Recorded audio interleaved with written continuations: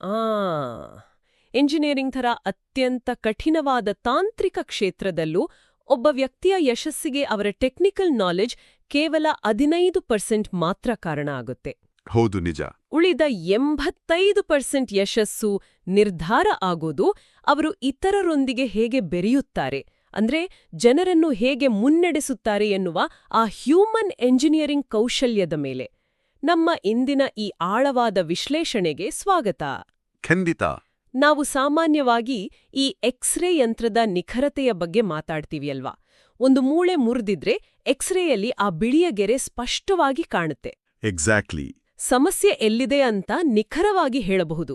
ಆದ್ರೆ ಕಚೇರಿಯ ವಾತಾವರಣ, ನಾಯಕತ್ವ ಅಥವಾ ಈ ಮಾನವ ಸಂಬಂಧಗಳ ಜಗತ್ತಿಗೆ ಕಾಲಿಟ್ಟ ತಕ್ಷಣ ಆಹಾ, ಆ ಎಕ್ಸ್ರೇ ಯಂತ್ರ ಇದ್ದಕ್ಕಿದ್ದಂತೆ ಕೆಲಸ ಮಾಡೋದನ್ನ ನಿಲ್ಲಿಸ್ಬಿಡುತ್ತೆ. ಹೌದು, ಇಲ್ಲಿನ ಸಮಸ್ಯೆಗಳು ಮತ್ತು ಪರಿಹಾರಗಳು ಅಷ್ಟು ಸುಲಭವಾಗಿ ಕಣ್ಣಿಗೆ ಕಾಣೋದಿಲ್ಲ. ಅದಕ್ಕೆ ಇವತ್ತು ನಾವು ಹೊಸಬರಿಗಾಗಿ ಮತ್ತು ಕಚೇರಿಯಲ್ಲಿ ಉತ್ತಮ ನಾಯಕರಾಗಲು ಬಯಸುವವರಿಗಾಗಿ ಡೇಲ್ ಕಾರ್ನೆಗಿಯವರ how to win friends and influence people ಪುಸ್ತಕದ ಮೂಲಭೂತ ತಂತ್ರಗಳಿಂದ ಸರಳೀಕರಿಸಲಿದ್ದೇವೆ. ಕರೆಕ್ಟ್. ಮಾನವ ಸಂಬಂಧಗಳು ಕಪ್ಪು ಮತ್ತು ಬಿಳುಪಿನ ತರ್ಕಕ್ಕೆ ಸಿಗೋದಿಲ್ಲ. ಇದು ಸಂಪೂರ್ಣವಾಗಿ ಮಸುಕಾದ, ಸಂಕೀರ್ಣವಾದ ವಾತಾವರಣ. ಈ ಪುಸ್ತಕ ದಶಕಗಳಷ್ಟು ಹಳೆಯದಾದರೂ ಇದರಲ್ಲಿರುವ ಮನೋವಿಜ್ಞಾನ ಇಂದಿನ ಆಧುನಿಕ ಕಾರ್ಪೊರೇಟ್ ಜಗತ್ತಿಗೂ ಅಷ್ಟೇ ಪ್ರಸ್ತುತ. ಸರಿ, ಇದನ್ನ ಸ್ವಲ್ಪ ಬಿಡಿಸಿ ನೋಡೋಣ. ಕಚೇರಿಯಲ್ಲಿ ಕೇವಲ ಅಧಿಕಾರ ಚಲಾಯಿಸುವ ಬಾಸ್ ಆಗೋದಕ್ಕೂ ಜನರು ಇಷ್ಟಪಟ್ಟು ಹಿಂಬಾಲಿಸುವ ಸ್ಫೂರ್ತಿದಾಯಕ ನಾಯಕರಾಗೋದಕ್ಕೂ ಇರುವ ವ್ಯತ್ಯಾಸವನ್ನ ನಾವಿಂದು ಅರಿಯಬೇಕಾಗಿದೆ. ಖಂಡಿತವಾಗಿಯೂ. ಒಬ್ಬ ಹೊಸ ಉದ್ಯೋಗಿಯಾಗಿ ಅಥವಾ ಹೊಸ ಮ್ಯಾನೇಜರ್ ಆಗಿ ಕಚೇರಿಯಲ್ಲಿ ಉತ್ತಮ ಸಂಸ್ಕೃತಿಯನ್ನ ನಿರ್ಮಿಸೋದು ಎಲ್ಲಿಂದ ಶುರುವಾಗತ್ತೆ? ನಿಸ್ಸಂಶಯವಾಗಿ ಅದು ಮೊದಲ ಪ್ರಭಾವದಿಂದ, ಅಂದ್ರೆ ಆ ಫಸ್ಟ್ ಇಂಪ್ರೆಷನ್ನಿಂದ ಪ್ರಾರಂಭವಾಗುತ್ತೆ. ಹೌದು. ಯಾವುದೇ ಬಾಂಧವ್ಯದ ಮೊದಲ ಹೆಜ್ಜೆ ಅಂದ್ರೆ ಎದುರಿನ ವ್ಯಕ್ತಿಗೆ ನಾವು ಸುರಕ್ಷಿತ ಮತ್ತು ಸ್ನೇಹಮಯಿ ಅನ್ನೋ ಸಂದೇಶವನ್ನ ರವಾನಿಸುವುದು. ಇದಕ್ಕಾಗಿ ಕಾರ್ನೆಗಿಯವರು ಹೇಳುವ ಅತ್ಯಂತ ಸರಳ ಆದರೆ ಶಕ್ತಿಶಾಲಿ ಅಸ್ತ್ರ ಅಂದ್ರೆ ನಗು. ನಿಜ, ನಗು ಎಲ್ಲರಿಗೂ ಗೊತ್ತಿರೋ ವಿಷಯನೇ. ಆದ್ರೆ ಇದರ ಹಿಂದಿನ ಮನೋವಿಜ್ಞಾನ ಬಹಳ ಅದ್ಭುತವಾಗಿದೆ. ಹೌದು. ಇದನ್ನು ಅರ್ಥ ಮಾಡಿಕೊಳ್ಳಲು ಪುಸ್ತಕದಲ್ಲಿ ಉಲ್ಲೇಖಿಸಿರುವ ಡಾಕ್ಟರ್ ಸ್ಟೀಫನ್ ಕೆ ಸ್ಪ್ರೂಲ್ ಎಂಬ ಪಶುವೈದ್ಯರ ಕ್ಲಿನಿಕ್ನಲ್ಲಿ ನಡೆದ ಘಟನೆಯನ್ನ ಗಮನಿಸಬಹುದು. ಓ, ಆ ಕಾಯುವ ಕೋಣೆಯ ಕಥೆ ಅಲ್ವಾ? ಎಕ್ಸಾಕ್ಟ್ಲಿ. ಆ ಕ್ಲಿನಿಕ್ನ ಕಾಯುವ ಕೋಣೆಯಲ್ಲಿ 5-6 ಜನ ತಮ್ಮ ಸಾಕುಪ್ರಾಣಿಗಳೊಂದಿಗೆ ಕಾಯುತ್ತಿದ್ದರು. ಯಾರ ಮುಖದಲ್ಲೂ ಉತ್ಸಾಹ ಇರಲಿಲ್ಲ. ಎಲ್ಲರೂ ಸುಮ್ನೆ ಬೇಸರದಿಂದ ಕೂತಿದ್ರು. ಹೌದು, ಒಬ್ರಿಗೊಬ್ರು ಮಾತ್ನಾಡ್ತಾ ಇರಲಿಲ್ಲ. ಇಡೀ ವಾತಾವರಣದಲ್ಲಿ ಒಂದು ರೀತಿಯ ಬಿಗುವಿನ, ಹತಾಶೆಯ ವಾತಾವರಣ ಇತ್ತು. ಆಗ ಒಬ್ಬ ಮಹಿಳೆ ತನ್ನ 9 ತಿಂಗಳ ಮಗುವಿನೊಂದಿಗೆ ಒಳಗೆ ಬರುತ್ತಾಳೆ. ಆಮೇಲೇನಾಯ್ತು? ಆ ಮಗು ಪಕ್ಕದಲ್ಲಿದ್ದೊಬ್ಬ ಹತಾಶ ವ್ಯಕ್ತಿಯನ್ನ ನೋಡಿ ತನ್ನ ಮುಗ್ಧವಾದ, ಅತ್ಯಂತ ಸಹಜವಾದ ನಗುವನ್ನ ಬೀರುತ್ತೆ. ಅರೆ ವಾ! ಅಂದ್ರೆ ಆ ಮಗುವಿನ ನಗು ಅಲ್ಲಿನ ಜನರ ನಡುವೆ ಇದ್ದ ಆ ಆತಂಕದ ಗೋಡೆಯನ್ನೇ ಒಡೆದಾಕಿತು. ಖಂಡಿತ. ಆ ವ್ಯಕ್ತಿ ತಕ್ಷಣ ಮಗುವಿಗೆ ಮರುನಗು ಬೀರಿದ. ಆಮೇಲೆ ತಾಯಿಯೊಂದಿಗೆ ಮಾತನಾಡಿದ. ನಿಧಾನವಾಗಿ ಇಡೀ ಕೋಣೆಯಲ್ಲಿದ್ದವರ ಮುಖಭಾವ ಬದಲಾಗಿ ಎಲ್ಲರೂ ಮಾತನಾಡಲು ಶುರು ಮಾಡಿದ್ರು. ಇದೊಂದು ರೀತಿಯ ಸೋಷಿಯಲ್ ರೀಸೆಟ್ ಬಟನ್ ತರಹ ಕೆಲಸ ಮಾಡಿದೆ ಅಂತ ಹೇಳ್ಬಹುದಲ್ವೇ? ಇದು ಕೇವಲ ಒಂದು ಭಾವನಾತ್ಮಕ ಪ್ರತಿಕ್ರಿಯೆ ಅಲ್ಲ. ನಿಖರವಾಗಿ. ವಿಲಿಯಂ ಸ್ಟೈನ್ಹಾರ್ಡ್ ಎಂಬ ನ್ಯೂಯಾರ್ಕ್ನ ಸ್ಟಾಕ್ ಬ್ರೋಕರ್ ಕಚೇರಿಯಲ್ಲಿ ಇದೇ ತಂತ್ರವನ್ನ ಬಳಸಿದ ಕಥೆಯೂ ನಮ್ಮ ಮೂಲಗಳಲ್ಲಿದೆ. ಅವರು ಬಹಳ ಗಂಭೀರವಾದ ವ್ಯಕ್ತಿಯಾಗಿದ್ರು ಅಲ್ವಾ? ಹೌದು. ಅವರು ಅದೆಷ್ಟು ಗಂಭೀರ ವ್ಯಕ್ತಿಯಾಗಿದ್ದರೆಂದರೆ ವರ್ಷಗಳ ಕಾಲ ಯಾರಿಗೂ ನಕ್ಕು ಶುಭೋದಯ ಹೇಳಿರಲಿಲ್ಲ. ಆದರೆ ಅವರು ಒಂದು ಪ್ರಯೋಗ ಮಾಡಲು ನಿರ್ಧರಿಸಿದರು. ಓ, ಏನದು ಪ್ರಯೋಗ? ಕಚೇರಿಗೆ ಹೋಗುವಾಗ ಲಿಫ್ಟ್ ಮ್ಯಾನ್ಗೆ, ಕಾವಲುಗಾರನಿಗೆ ಮತ್ತು ತನ್ನ ಸಹೋದ್ಯೋಗಿಗಳಿಗೆ ಪ್ರಾಮಾಣಿಕವಾಗಿ ನಕ್ಕು ಮಾತನಾಡಿಸಲು ಶುರು ಮಾಡಿದರು. ಕೇವಲ ಕೆಲವೇ ದಿನಗಳಲ್ಲಿ ಕಚೇರಿಯಲ್ಲಿನ ದೂರುಗಳು, ಅಸಮಾಧಾನಗಳು ಮಾಯವಾದವು. ಇದು ನಿಜಕ್ಕೂ ಆಶ್ಚರ್ಯ. ಅಂದ್ರೆ ನಗು ಎನ್ನುವುದು ಮನುಷ್ಯನ ಮೆದುಳಿಗೆ ನಾನು ನಿಮ್ಮನ್ನ ಇಷ್ಟಪಡ್ತೇನೆ, ನಿಮ್ಮನ್ನ ನೋಡಿ ನನಗೆ ಸಂತೋಷವಾಗಿದೆ ಅಂತ ಹೇಳುವ ಮೌನ ಭಾಷೆ. ಖಂಡಿತ. ಕೇವಲ ನಗುವಿನಿಂದ ಮಾತ್ರವಲ್ಲ, ಇನ್ನೊಬ್ಬರ ಹೆಸರನ್ನ ನೆನಪಿಟ್ಟುಕೊಳ್ಳುವುದರಿಂದಲೂ ಈ ಬಾಂಧವ್ಯ ಗಟ್ಟಿಯಾಗುತ್ತೆ. ಅಮೆರಿಕಾದ ಮಾಜಿ ಅಧ್ಯಕ್ಷ ಫ್ರಾಂಕ್ಲಿನ್ ಡಿ ರೂಸ್ವೆಲ್ಟ್ ಅವರ ಯಶಸ್ಸಿನ ರಹಸ್ಯಗಳಲ್ಲಿ ಇದೂ ಒಂದಾಗಿತ್ತು. ಹೌದು. FDR ಅವರು ಜನರ ಹೆಸರುಗಳನ್ನು ಬಹಳ ಚೆನ್ನಾಗಿ ನೆನಪಿಟ್ಕೊಳ್ತಾ ಇದ್ರು. ಅವರು ಒಬ್ಬ ಸಾಮಾನ್ಯ ಮೆಕ್ಯಾನಿಕ್ನ ಹೆಸರನ್ನೂ ಸಹ ನೆನಪಿಟ್ಟುಕೊಂಡು ಕರೆಯುತ್ತಿದ್ದರಂತೆ. ನನ್ನ ಪ್ರಕಾರ ಈ ನಗುವಿಕೆ ಮತ್ತು ಇತರರ ಹೆಸರು ನೆನಪಿಟ್ಟುಕೊಳ್ಳುವುದು ಒಂದು ಭದ್ರವಾದ ನೆಟ್ವರ್ಕಿಗೆ ಲಾಗಿನ್ ಆಗಲು ಬಳಸುವ ಪಾಸ್ವರ್ಡ್ ಇದ್ದಂತೆ. ವಾ, ಆ ಹೋಲಿಕೆ ಬಹಳ ಚೆನ್ನಾಗಿದೆ. ಹೌದು, ಅದು ವಿಶ್ವಾಸದ ಬಾಗಿಲನ್ನ ತಕ್ಷಣವೇ ತೆರೆಯುತ್ತೆ. ಇಲ್ಲಿನ ಅತ್ಯಂತ ಆಕರ್ಷಕ ವಿಷಯ ಏನಂದ್ರೆ, ಪ್ರಾಚೀನ ರೋಮನ್ ಕವಿ ಪಬ್ಲಿಲಿಯಸ್ ಸೈರಸ್ ಹೇಳಿದ ಮಾತು.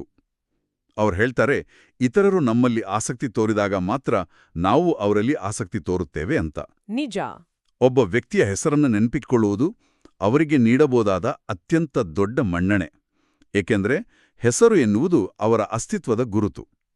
ಕಚೇರಿಯಲ್ಲಿ ನಾವು ಸಹೋದ್ಯೋಗಿಗಳ ಬಗ್ಗೆ ಪ್ರಾಮಾಣಿಕವಾದ ಆಸಕ್ತಿ ತೋರಿದ್ರೆ ಅದು ತಕ್ಷಣದ ಬಾಂಧವ್ಯವನ್ನು ಸೃಷ್ಟಿಸುತ್ತೆ. ಸರಿ, ಬಾಂಧವ್ಯವನ್ನ ಬೆಳೆಸ್ಕೊಳ್ಳುವ ಬಗ್ಗೆ ಅರ್ಥವಾಯಿತು.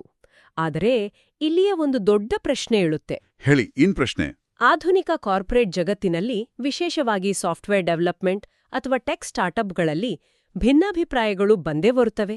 ಉದಾಹರಣೆಗೆ, ಒಬ್ಬ ಸಹೋದ್ಯೋಗಿ ಬರೆದ ಕೋಡ್ ಇಡೀ ಆಪ್ ಅನ್ನು ಕ್ರ್ಯಾಶ್ ಮಾಡುವಂತಿದ್ರೆ ನಾವು ವಾದ ಮಾಡ್ಲೇಬೇಕಲ್ವೇ? ಖಂಡಿತ ವಾದ ಮಾಡಬೇಕಾಗತ್ತೆ. ಆ ಸಮಯದಲ್ಲಿ ತಪ್ಪನ್ನು ಎತ್ತಿ ತೋರಿಸದಿದ್ರೆ ಹೇಗೆ? ಕೇವಲ ಜೇನ್ತುಪ್ಪದಂತೆ ಸುಮ್ಮನೆ ಒಪ್ಪಿಕೊಳ್ಳುವುದು ನಮ್ಮ ದೌರ್ಬಲ್ಯವನ್ನ ತೋರಿಸುದಿಲ್ವೇ? ಇದು ಅತ್ಯಂತ ಪ್ರಸ್ತುತವಾದ ಮತ್ತು ಆಳವಾದ ಪ್ರಶ್ನೆ. ಇದನ್ನ ನಾವು ಸ್ವಲ್ಪ ಬೃಹತ್ ದೃಷ್ಟಿಕೋನದಿಂದ ನೋಡಿದ್ರೆ, ಕಾರ್ನೆಗಿಯವರು ತಪ್ಪನ್ನು ಒಪ್ಪಿಕೊಳ್ಳಿ ಅಂತ ಹೇಳ್ತಾ ಇಲ್ಲ. ಓ, ಹಾಗಾದ್ರೆ ವಾದವನ್ನ ಮಾಡುವ ವಿಧಾನವನ್ನ ಬದಲಾಯಿಸಲು ಹೇಳ್ತಿದ್ದಾರೆ. ನಾವು ಇದನ್ನ ಮೆದುಳಿನ ವಿಜ್ಞಾನದ ಅಂದ್ರೆ ನ್ಯೂರೋಸೈನ್ಸ್ ದೃಷ್ಟಿಯಿಂದ ನೋಡೋಣ. ಸರಿ. ಯಾರನ್ನಾದ್ರೂ ನೇರವಾಗಿ ನೀವು ತಪ್ಪು ಅಂತ ಟೀಕಿಸಿದಾಗ ಅಥವಾ ಅವರ ಮೇಲೆ ವಾದ ಕೇಳಿದಾಗ ಅವರ ಮೆದುಳಿನಲ್ಲಿ ಅಮಿಗ್ಡಲಾ ಹೈಜಾಕ್ ಅಥವಾ ಮೆದುಳಿನ ರಕ್ಷಣಾತ್ಮಕ ಪ್ರತಿಕ್ರಿಯೆ ಉಂಟಾಗುತ್ತೆ.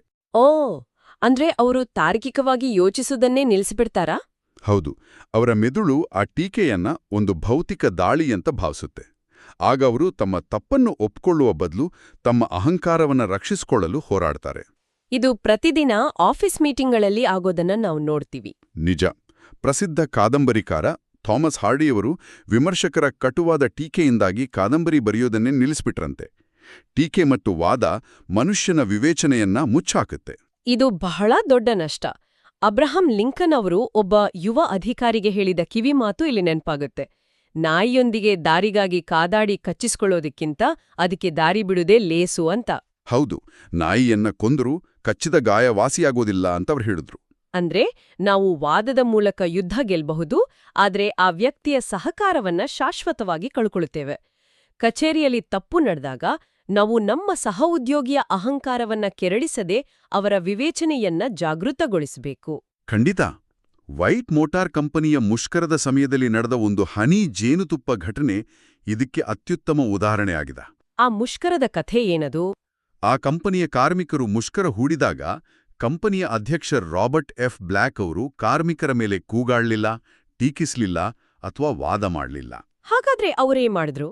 ಬದಲಾಗಿ ಅವರು ಕಾರ್ಮಿಕರು ಶಾಂತಿಯುತವಾಗಿ ಪ್ರತಿಭಟನೆ ಮಾಡ್ತಾ ಇದ್ದಿದ್ದಕ್ಕಾಗಿ ಅವರನ್ನ ಪತ್ರಿಕೆಗಳಲ್ಲಿ ಹೊಗಳಿದ್ರು. ಅಷ್ಟೇ ಅಲ್ಲ, ಅವ್ರಿಗೆ ಆಟವಾಡಲು ಬೇಸ್ಬಾಲ್ ಬ್ಯಾಟ್ಗಳನ್ನ ಮತ್ತು ಗ್ಲೌಸ್ಗಳನ್ನ ಖರೀದಿಸ್ಕೊಟ್ರು. ಅರೆ ವಾ, ಪ್ರತಿಭಟನೆ ಮಾಡ್ತಿರೋರ್ಗೆ ಬ್ಯಾಟ್ಸ್ ಕೊಡ್ಸಿದ್ರಾ? ಹೌದು. ಇದರ ಪರಿಣಾಮವಾಗಿ ಆ ಕಾರ್ಮಿಕರೇ ಖುದ್ದಾಗಿ ಕಸಗುಡಿಸಿ ಆವರಣವನ್ನ ಸ್ವಚ್ಛಗೊಳಿಸಿದ್ರು ಮತ್ತು ಮುಷ್ಕರ ಯಾವುದೇ ದ್ವೇಷವಿಲ್ಲದೆ ಮುಕ್ತಾಯವಾಯಿತು. ವಾದ ಮಾಡುವುದು ದೌರ್ಬಲ್ಯವಲ್ಲ. ಈ ರೀತಿಯ ರಾಜತಾಂತ್ರಿಕತೆಯೇ ಅತಿದೊಡ್ಡ ಶಕ್ತಿ. ಹಾಗಾದ್ರೆ ವಾದ ಮಾಡದೆ ಸಹೋದ್ಯೋಗಿಗಳನ್ನ ನಮ್ಮ ಒಪ್ಪಿಗೆಗೆ ತರುವುದು ಹೇಗೆ? ಕಷ್ಟಕರವಾದ ಸಂಭಾಷಣೆಗಳನ್ನ, ಆ ಡಿಫಿಕಲ್ಟ್ ಕಾನ್ವರ್ಸೇಷನ್ಸ್ ಹೇಗೆ ನಿಭಾಯಿಸಬೇಕು? ಇದಕ್ಕಾಗಿ ಕಾರ್ನೆಗಿಯವರು ಸಾಕ್ರೆಟೀಸ್ನ ರಹಸ್ಯವನ್ನ ಬಳಸಲು ಸಲಹೆ ನೀಡ್ತಾರೆ. ಇದೆಯೋ ಅಲ್ಲಿಂದಲೇ ಮಾತುಕತೆ ಶುರು ಮಾಡ್ತಾ ಇದ್ರು. ಒಪ್ಪು ವಿಚಾರಗಳಿಂದ ಶುರು ಮಾಡೋದು. ಹೌದು, ಎದುರಾಳಿಯಿಂದ ಸತತವಾಗಿ ಹೌದು ಹೌದು ಅಂತ ಹೇಳಿಸುವ ಪ್ರಶ್ನೆಗಳನ್ನ ಮಾತ್ರ ಕೇಳ್ತಾ ಇದ್ರು. ಇದು ಕೇವಲ ತಾರ್ಕಿಕವಷ್ಟೇ ಅಲ್ಲ, ದೈಹಿಕ ಪ್ರತಿಕ್ರಿಯೆಯನ್ನು ಬದಲಾಯಿಸುತ್ತೆ ಅಲ್ವೇ? ಖಂಡಿತ. ಒಬ್ಬ ವ್ಯಕ್ತಿಯಿಂದ ಸತತವಾಗಿ ಹೌದು ಅಂತ ಹೇಳಿಸಿದಾಗ ಅವರ ನರಮಂಡಲ ಅಥವಾ ನರ್ವಸ್ ಸಿಸ್ಟಮ್ ಸ್ವೀಕಾರಾತ್ಮಕ ಸ್ಥಿತಿಗೆ ತೆರೆದುಕೊಳ್ಳುತ್ತೆ. ಅಂದ್ರೆ ಫಾರ್ವರ್ಡ್ ಮೂವಿಂಗ್ ಆಟಿಟ್ಯೂಡ್. ಎಕ್ಸಾಕ್ಟ್ಲಿ. ಆದರೆ ಅವರು ಒಮ್ಮೆ ಇಲ್ಲ ಅಂತ ಹೇಳಿದ್ರೆ ಅವರ ಇಡೀ ದೇಹ, ಸ್ನಾಯುಗಳು ಮತ್ತು ಗ್ರಂಥಿಗಳು ರಕ್ಷಣಾತ್ಮಕವಾಗಿ ಮುಚ್ಚಿಕೊಳ್ತವೆ. ಕಚೇರಿಯಲ್ಲಿ ದೂರುಗಳನ್ನ ನಿಭಾಯಿಸುವಾಗ ಇದು ಬಹಳ ಮುಖ್ಯವಾಗುತ್ತೆ. ನಮ್ಮ ಮೂಲಗಳಲ್ಲಿರುವ ಒಂದು ಘಟನೆ ಇದನ್ನ ಸ್ಪಷ್ಟಪಡಿಸುತ್ತೆ. ಒಬ್ಬ ಸೇಲ್ಸ್ ರೆಪ್ರೆಸೆಂಟೇಟಿವ್ ತನ್ನ ಧ್ವನಿಯನ್ನ ಕಳೆದುಕೊಂಡಿದ್ದಾಗ ಗ್ರಾಹಕರೇ ಅವನಿಗಾಗಿ ಮಾತನಾಡುವಂತಾಯಿತು. ಹೌದು, ಆ ಕತೆ. ಮತ್ತು ಕೊನೆಗೆ ಅದೇ ದೊಡ್ಡ ಡೀಲಾಗಿ ಬದಲಾಯಿತು. ಅಂದ್ರೆ ದೂರುಗಳನ್ನ ನಿಭಾಯಿಸುವಾಗ ಎದುರಿಗಿರುವವರನ್ನ ಸಂಪೂರ್ಣವಾಗಿ ಮಾತನಾಡಲು ಬಿಡುವುದು ಎಷ್ಟೊಂದು ಪರಿಣಾಮಕಾರಿ ಅಂತ ಇದು ತೋರಿಸುತ್ತೆ. ಆಕ್ಟಿವ್ ಲಿಸ್ನಿಂಗ್ ಅಂತ ನಾವೇನ್ ಹೇಳ್ತೀವಿ ಅದು. ಹೌದು, ಅವರು ಮಾತನಾಡಿದಷ್ಟು ಅವರೊಳಗಿನ ಕೋಪ ಕರಗುತ್ತೆ. ಮತ್ತು ಇನ್ನೊಬ್ಬರ ದೃಷ್ಟಿಕೋನದಿಂದ ನೋಡುವುದು ಅಷ್ಟೇ ಮುಖ್ಯ. ಕಾರ್ನಿಗಿಯವರು ಒಮ್ಮೆ ಪಾರ್ಕ್ನಲ್ಲಿ ಒಣಗಿದ ಎಲೆಗಳಿಗೆ ಬೆಂಕಿ ಹಾಕ್ತಾ ಇದ್ದ ಹುಡುಗರನ್ನ ನೋಡಿದ್ರು. ಆಮೇಲೆ ಅವ್ರನ್ನ ಬೈದ್ರಾ? ಇಲ್ಲ, ಅವರು ಆ ಹುಡುಗರನ್ನ ಬೈದು ಪೊಲೀಸರಿಗೆ ಒಪ್ಪಿಸುವ ಬದಲು ಅವರ ಬಳಿ ಹೋಗಿ, ಏನ್ ಹುಡುಗರೇ, ಮಜಾ ಮಾಡ್ತಿದ್ದೀರಾ? ನಾನು ನಿಮ್ಮ ವಯಸ್ಸಿನಲ್ಲಿದ್ದಾಗ ಹೀಗೇ ಬೆಂಕಿ ಹಾಕಿ ಆಡ್ತಾ ಇದ್ದೆ ಅಂತ ಅಂದ್ರು. ಓ, ಅವರ ಮಟ್ಟಕ್ಕೆ ಇಳಿದು ಮಾತನಾಡಿದ್ರು. ಹೌದು. ಆಮೇಲೆ, ಆದರೆ ಇಲ್ಲಿ ಒಣಗಿದ ಎಲೆಗಳಿವೆ, ಮರಗಳಿಗೆ ಬೆಂಕಿ ಹತ್ತಿಕೊಳ್ಳುವ ಅಪಾಯವಿದೆ, ದಯವಿಟ್ಟು ಆಟ ಮುಗಿದ ಮೇಲೆ ಬೆಂಕಿಯನ್ನ ನಂದಿಸಿ ಹೋಗಿ ಅಂತ ಹೇಳಿದ್ರು. ಹುಡುಗರು ಒಪ್ಕೊಂಡ್ರಾ? ಖಂಡಿತ. ಆ ಹುಡುಗರು ಯಾವುದೇ ವಿರೋಧವಿಲ್ಲದೆ ಒಪ್ಪಿಕೊಂಡ್ರು, ಏಕೆಂದರೆ ಅಲ್ಲಿ ಆದೇಶ ಇರಲಿಲ್ಲ, ಬದಲಿಗೆ ಸಹಕಾರದ ಕೋರಿಕೆ ಇತ್ತು. ಕಷ್ಟಕರ ಸಂಭಾಷಣೆಗಳನ್ನ ನಿಭಾಯಿಸಲು ಇದೊಂದು ಅದ್ಭುತವಾದ ಚೆಕ್ಲಿಸ್ಟ್ ಇದ್ದಂತೆ. ಮೊದಲು ಅವರ ಮಾತನ್ನ ತಡೆಯದ ಕೇಳಿಸಿಕೊಳ್ಳುವುದು, ಅವರ ದೃಷ್ಟಿಕೋನದಿಂದ ಪರಿಸ್ಥಿತಿಯನ್ನ ನೋಡುವುದು ಮತ್ತು ಅವರ ವಿಚಾರಗಳ ಬಗ್ಗೆ ಸಹಾನುಭೂತಿ ತೋರುವುದು. ಹೌದು. ಆದರೆ ವಾಸ್ತವದಲ್ಲಿ ಕಚೇರಿಯಲ್ಲಿ ಮ್ಯಾನೇಜರ್ ಆದವರು ಕೆಲವೊಮ್ಮೆ ತಪ್ಪುಗಳನ್ನ ತಿದ್ದಲೇಬೇಕಾಗತ್ತೆ. ಈ ರೀತಿ ದ್ವೇಷವಿಲ್ಲದೆ ತಪ್ಪುಗಳನ್ನ ತಿದ್ದಲು ಸಾಧ್ಯವೇ? ಖಂಡಿತ ಸಾಧ್ಯ. ನೇರ ಟೀಕೆ ಯಾವಾಗ್ಲೂ ಅಪಾಯಕಾರಿ. ಅದಕ್ಕೆ ಪರೋಕ್ಷ ಟೀಕೆಯ ಮೊರೆ ಹೋಗುವುದು ಉತ್ತಮ. ಅಂದ್ರೆ ಇಂಡೈರೆಕ್ಟ್ ಕ್ರಿಟಿಸಿಸಂ. ಮಾರ್ಜ್ ಜೇಕಬ್ ಎಂಬುವರ ಕಥೆ ನೋಡಿ. ಅವ್ರೇನ್ ಮಾಡಿದ್ರು? ಅವರ ಮನೆಯಲ್ಲಿ ಕೆಲಸ ಮಾಡ್ತಿದ್ದ ಕಾರ್ಮಿಕರು ಕೆಲಸ ಮುಗಿದ ಮೇಲೆ ಕಸವನ್ನ ಹಾಗೆಯೇ ಬಿಟ್ಟು ಹೋಗ್ತಾ ಇದ್ರು. ಮಾರ್ಜ್ ಅವರು ಅವರನ್ನ ನೇರವಾಗಿ ಟೀಕಿಸಲಿಲ್ಲ, ಬದಲಾಗಿ ತಾವೇ ಸ್ವಲ್ಪ ಕಸ ಗುಡಿಸಿದ್ರು. ಓ, ತಾವೇ ಗುಡಿಸಿದ್ರಾ? ಹೌದು. ಮರುದಿನದಿಂದ ಆ ಕಾರ್ಮಿಕರು ತಾವೇ ಸ್ವತಃ ಕಸಗುಡಿಸಿ ಶುಚಿಗೊಳಿಸಿ ಹೋಗಲು ಶುರು ಮಾಡಿದ್ರು. ಇದು ಬಹಳ ಆಸಕ್ತಿದಾಯಕವಾಗಿದೆ, ಏಕೆಂದ್ರೆ ಮಾರ್ಜ್ ಅವರು ಕಸ ಗುಡಿಸುವ ಮೂಲಕ ಕಾರ್ಮಿಕರ ವ್ಯಕ್ತಿತ್ವವನ್ನ ಟೀಕಿಸದೆ ಅಲ್ಲಿನ ಸ್ಟ್ಯಾಂಡರ್ಡ್ ಏನು ಎಂಬುದನ್ನ ಪರೋಕ್ಷವಾಗಿ ತಿಳಿಸಿದ್ರು. ಎಕ್ಸಾಕ್ಟ್ಲಿ. ಇದೇ ತಂತ್ರವನ್ನ ಇ.ಜಿ. ಡಿಲ್ಲಿಸ್ಟೋನ್ ಎಂಬ ಎಂಜಿನಿಯರ್ ತಮ್ಮ ಸೆಕ್ರೆಟರಿಯ ಕಾಗುಣಿತ ತಪ್ಪುಗಳನ್ನ, ಅಂದ್ರೆ ಸ್ಪೆಲ್ಲಿಂಗ್ ಮಿಸ್ಟೇಕ್ಸ್, ತಿದ್ದಲು ಬಳಸಿದ್ರು. ಅವರು, ನೋಡು, ನೀನು ತಪ್ಪು ಮಾಡಿದೀಯಾ ಅಂತ ಹೇಳಲಿಲ್ಲ. ಮತ್ತೆ ಹೇಗೆ ಹೇಳಿದ್ರು?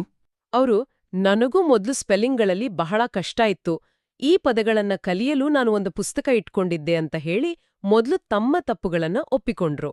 ಇದು ನಾಯಕತ್ವದ ಅತ್ಯಂತ ಪ್ರಭಾವಶಾಲಿ ತಂತ್ರ. ನಾವು ಮೊದಲು ನಮ್ಮ ತಪ್ಪುಗಳನ್ನು ಒಪ್ಪಿಕೊಂಡಾಗ ಎದುರಿಗಿರುವವರ ರಕ್ಷಣಾತ್ಮಕ ಗೋಡೆ, ಆ ಡಿಫೆನ್ಸಿವ್ ವಾಲ್, ಕುಸಿದು ಬೀಳುತ್ತೆ. ನಿಜ. ಇದು ಕಚೇರಿಯಲ್ಲಿ ತಕ್ಷಣದ ವಿಶ್ವಾಸವನ್ನ ಮೂಡಿಸುತ್ತೆ. ಇದರ ಜೊತೆಗೆ ಮುಖ ಉಳಿಸಿಕೊಳ್ಳಲು ಬಿಡುವುದು, ಅಂದ್ರೆ ಸೇವಿಂಗ್ ಫೇಸ್, ಎನ್ನುವುದು ಬಹಳ ಮುಖ್ಯ. ಜನರಲ್ ಎಲೆಕ್ಟ್ರಿಕ್ ಕಂಪನಿಯು ಚಾರ್ಲ್ಸ್ ಸ್ಟೈನ್ಮೆಡ್ಜ್ ಎಂಬ ಅದ್ಭುತ ಎಂಜಿನಿಯರ್ ಅವರ ವಿಷಯದಲ್ಲಿ ಇದನ್ನೇ ಮಾಡ್ತು.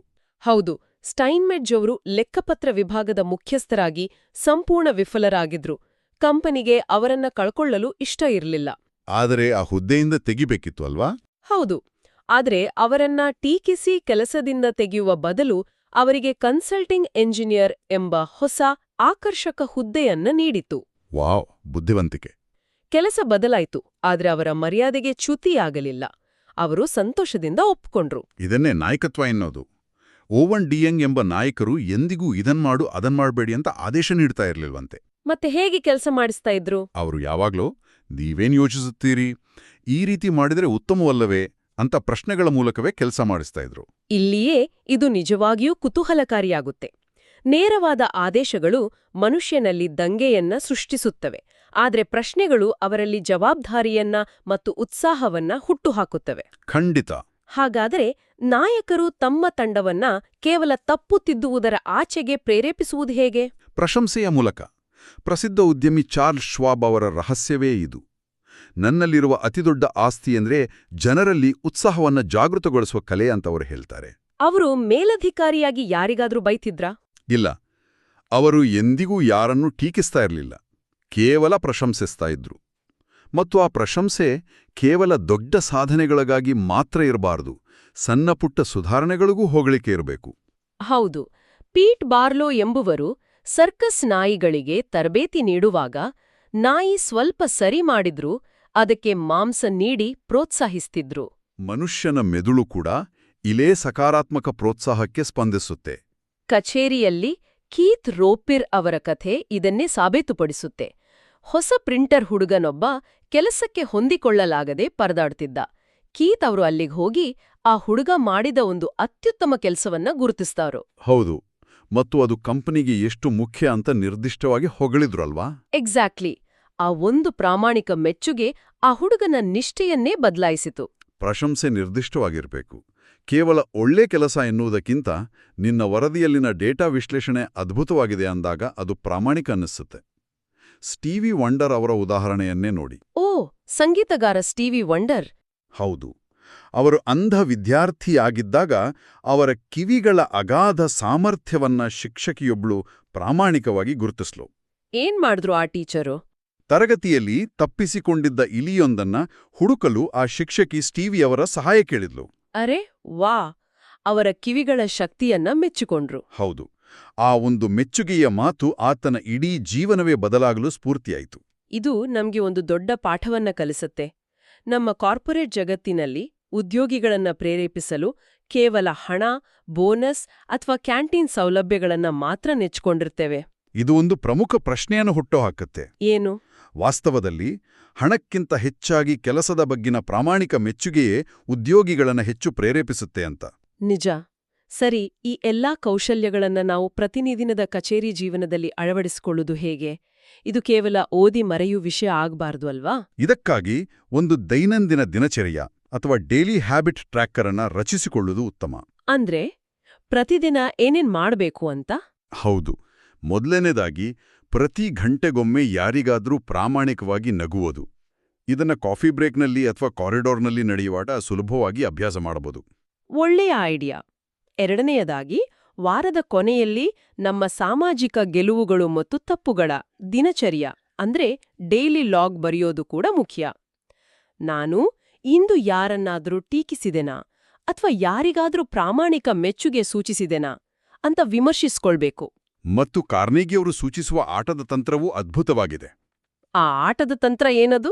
ನಾವು ಈ ನಿಯಮಗಳನ್ನ ಮೀರಿದಾಗೆಲ್ಲ, ಅಂದ್ರೆ ಯಾರನ್ನಾದ್ರೂ ನೇರವಾಗಿ ಟೀಕಿಸಿದ್ರೆ ಅಥವಾ ವಾದ ಕೇಳಿದ್ರೆ, ನಮ್ಮ ಸ್ನೇಹಿತನಿಗೆ ಅಥವಾ ಸಹೋದ್ಯೋಗಿಗೆ $1 ದಂಡ ಕಟ್ಟುವುದು. ಹಾ, ಇದು ನಮ್ಮ ವರ್ತನೆಯ ಬಗ್ಗೆ ನಮಗೆ ಎಚ್ಚರಿಕೆ ನೀಡುತ್ತೆ. ವಿಶೇಷವಾಗಿ ಒತ್ತಡದ ಡೆಡ್ಲೈನ್ಗಳ ಸಮಯದಲ್ಲಿ, ಎಲ್ಲರೂ ಟೆನ್ಷನ್ನಲ್ಲಿರುವಾಗ ಸಹೋದ್ಯೋಗಿಗಳು ಮಾಡುವ ಸಣ್ಣ ಸುಧಾರಣೆಗಳನ್ನು ಗುರುತಿಸಿ ಪ್ರಶಂಸಿಸುವುದು ವಾತಾವರಣವನ್ನ ಹಗುರುಗೊಳಿಸುತ್ತೆ. ಹೌದು, ಮತ್ತು ಈ ಕೌಶಲ್ಯಗಳನ್ನ ಪ್ರತಿದಿನ ಸಣ್ಣ ಗುಂಪುಗಳಲ್ಲಿ ಅಭ್ಯಾಸ ಮಾಡೋದ್ರಿಂದ ಸಾರ್ವಜನಿಕ ಭಾಷಣದ ಭಯ ಕೂಡ ನಿವಾರಣೆ ಆಗುತ್ತೆ. ನಾವು ನಿರಂತರವಾಗಿ ಇತರರ ಆಸಕ್ತಿಗಳ ಬಗ್ಗೆ ಮಾತನಾಡಲು ಮತ್ತು ಅವರ ಮಾತುಗಳನ್ನ ಆಲಿಸಲು ಒಗ್ಗಿಕೊಂಡರೆ ನಮ್ಮ ಮೇಲಿನ ಗಮನ ಕಡಿಮೆಯಾಗಿ ಎದುರಿಗಿರುವವರ ಮೇಲೆ ಗಮನ ಹರಿಯುತ್ತೆ. ಆಗ ದೊಡ್ಡ ಗುಂಪಿನ ಮುಂದೆ ಮಾತನಾಡುವಾಗ ಉಂಟಾಗುವ ನಾಚಿಕೆ ಸಹಜವಾಗಿಯೇ ದೂರ ಆಗುತ್ತೆ. ಎಕ್ಸಾಕ್ಟ್ಲಿ. ಹಾಗಾದ್ರೆ ಇವೆಲ್ಲದರ ಅರ್ಥವೇನು? ಈ ಕೌಶಲ್ಯಗಳು ಕೇವಲ ನಿಯಮಗಳಲ್ಲ, ಇವು ನಮ್ಮ ಜೀವನ ಶೈಲಿ ಆಗ್ಬೇಕು. ಹೌದು. ಒಟ್ಟಾರೆಯಾಗಿ ಹೇಳಬೇಕಂದ್ರೆ, ಜನರನ್ನು ನೇರವಾಗಿ ಟೀಕಿಸಬೇಡಿ, ಪ್ರಾಮಾಣಿಕವಾಗಿ ಪ್ರಶಂಸಿಸಿ, ವಾದ ಮಾಡುವ ಬದಲು ಅವರ ದೃಷ್ಟಿಕೋನವನ್ನು ಅರ್ಥ ಮಾಡಿಕೊಳ್ಳಿ ಮತ್ತು ತಪ್ಪುಗಳನ್ನು ಪರೋಕ್ಷವಾಗಿ ತಿದ್ದಿ. ಕಟ್ಟುನಿಟ್ಟಿನ ಅಧಿಕಾರ ಚಲಾಯಿಸುವುದು ಅಲ್ಪಾವಧಿಯ ಭಯವನ್ನ ಸೃಷ್ಟಿಸಬಹುದು. ಆದರೆ ಈ ರೀತಿಯ ಮಾನವೀಯ ನಾಯಕತ್ವ ದೀರ್ಘಾವಧಿಯ ಗೌರವ ಮತ್ತು ನಿಷ್ಠೆಯನ್ನ ತಂದುಕೊಡುತ್ತೆ. ನಾವು ಅರ್ಥ ಮಾಡಿಕೊಳ್ಳಬೇಕಾದ್ದು ಇಷ್ಟೇ: ಯಶಸ್ಸು ಎನ್ನುವುದು ಕೇವಲ ತಾಂತ್ರಿಕ ಜ್ಞಾನದಿಂದ ಬರುವುದಿಲ್ಲ, ನಾವು ಇತರರೊಂದಿಗೆ ಹೇಗೆ ಸಂಪರ್ಕ ಸಾಧಿಸುತ್ತೇವೆ ಎಂಬುದರ ಮೇಲೆ ನಿರ್ಧಾರ ಆಗತ್ತೆ. ಖಂಡಿತ. ನಾವು ಈ ಆಳವಾದ ವಿಶ್ಲೇಷಣೆಯನ್ನ ಮುಕ್ತಾಯಗೊಳಿಸೋ ಮುನ್ನ ಒಂದು ಪ್ರಶ್ನೆಯನ್ನ ನಿಮ್ಮೆಲ್ಲರ ಮುಂದಿಡುತ್ತಿದ್ದೇವೆ. ಏನದು ಪ್ರಶ್ನೆ? ಡೇಲ್ ಕಾರ್ನೆಗಿಯವರ ಈ ಎಲ್ಲಾ ತಂತ್ರಗಳು ಜನರನ್ನ ಸಂತೋಷಪಡಿಸಲು ಮತ್ತು ಅವರಿಂದ ನಮ್ಗೆ ಬೇಕಾದದ್ದನ್ನು ಪಡೆಯಲು ಅತ್ಯಂತ ಪರಿಣಾಮಕಾರಿಯಾಗಿವೆ. ಆದ್ರೆ ಇದರ ಬಗ್ಗೆ ಒಮ್ಮೆ ಯೋಚಿಸೋಣ. ಹೌದು, ಎಲ್ಲರೂ ಈ ತಂತ್ರಗಳನ್ನ ಕರಗತ ಮಾಡಿಕೊಂಡ್ರೆ ನಾವು ನಿಜವಾಗಿಯೂ ಪರಸ್ಪರರ ಭಾವನೆಗಳನ್ನ ಪ್ರಾಮಾಣಿಕವಾಗಿ ಅರ್ಥಮಾಡಿಕೊಳ್ಳುವ ಆದರ್ಶ ಸಮಾಜವನ್ನ ನಿರ್ಮಿಸುತ್ತೇವೆಯೋ? ಅಥವಾ ನಾವೆಲ್ಲರೂ ಪರಸ್ಪರರ ಮನಸ್ಸನ್ನು ನಮ್ಮ ಇಷ್ಟದಂತೆ ಬಳಸಿಕೊಳ್ಳುವ ಅತ್ಯಂತ ಚತುರ ಮ್ಯಾನ್ಯುಪುಲೇಟರ್ಗಳಾಗುತ್ತೇವೆಯೋ? ಇದು ಪ್ರತಿಯೊಬ್ಬರೂ ಆಳವಾಗಿ ಯೋಚಿಸಬೇಕಾದ ವಿಷಯವಾಗಿದೆ.